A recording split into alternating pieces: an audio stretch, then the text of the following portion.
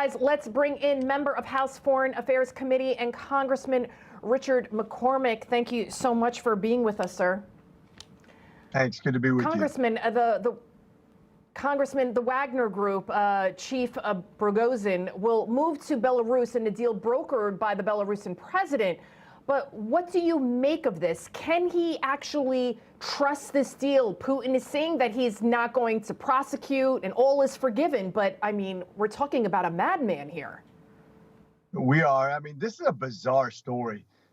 Just the setup, there's actually some stories that this might actually be set up by Putin in order to justify martial law, in order to justify another draft, in order to get sympathy and also to have European countries kind of back off a little bit, feeling sorry for him. I'm not so sure. It's a strange story to begin with. It's interesting to see Belarus get involved. I'm very curious to see how this turns out. Time will tell. But he obviously has his hands full, especially if this is a true rebellion. Right. We were hearing some reports that prisons were being emptied and they were giving them freedom if they joined their fight. And now all of a sudden it's all over. Putin has forgiven them. I don't know. It just kind of seems bizarre, like you're saying. Well, the fact that Russia lost over 100,000 troops, they lost about half their armor capacity to basically a ragtag Ukrainian forces that didn't have much advanced training or weaponry, shows you what an empty shell they are. They're still using World War I tactics in many ways. I was really surprised to see how little maneuver warfare they've learned over the years. Their leadership is always over-centralized. They don't have the ability to trust their NCOs because they're in a communist country. They're used to top-down leadership, which gives you very little flexibility, doesn't give you the ability to outpace your enemy. And I think that's one of the things that they suffered from, just like we went against the Iraqi war, when we went against Iraqi troops with the similar tactics. Congressman, can you explain to our viewers out there who exactly is the Wagner Group? People don't realize that they are a mercenary operation. These are professional fighters, tens of thousands of them, and they were also being used against the Ukrainians. Now, what does this mean for the war, and what does this mean for the Wagner Group? Well, I think there was real concern for the Wagner Group. They are a lot of them criminals who have been freed to join. It's kind of like being sent to the wall, so to speak.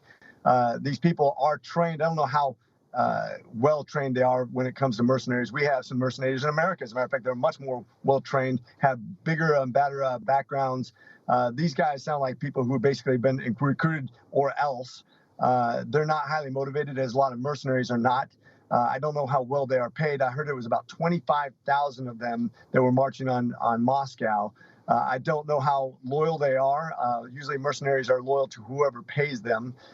It'll be interesting to see how they actually end up turned back over to Ukraine and fighting there, how motivated they'll be, how loyal they'll be. I'm sure they have a lot of desertions because they don't have the loyalties, especially if they're being driven from criminal ranks. This is going to be very interesting to see it play out.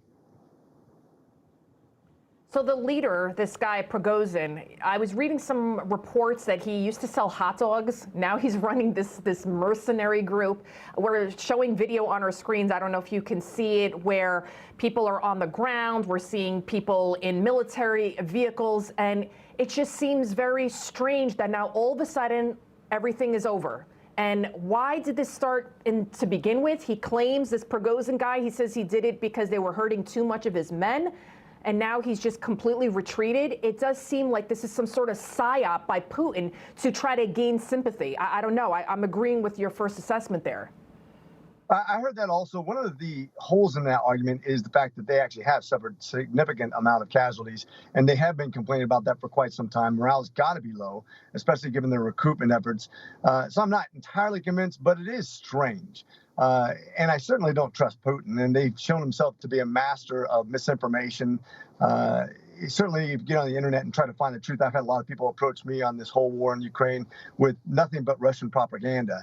The Russians have always been good at that. We've known that since the 80s when I joined the military. I remember talking about Russian propaganda back then, and this guy was the former head of the KGB, not to be trusted. I certainly think anybody who's trying to broker a deal with him shouldn't trust him. But who knows if this is even a real thing based on his history. Real quick question. Zelensky, has he responded? What does this mean for the war in Ukraine? Yeah, I haven't heard Zelensky actually give a candid and solid response, because I think he's trying to sort it out too. I remember when we were talking to some experts at the Munich Security Council, one of the guys who's actually had really good insight as to how Putin talks. He actually quotes Peter the Great. If you look at his library and who he quotes, he really believes in securing his borders by expanding them.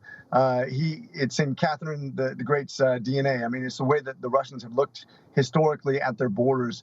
I don't think Zelensky trusts anything that Putin's doing right now. Obviously, he was the aggressor in this war to begin with. But if you look at his whole demeanor, he wants to expand his borders still. He hasn't given up on that. I think he's looking for any excuse for martial law and for expanding his draft.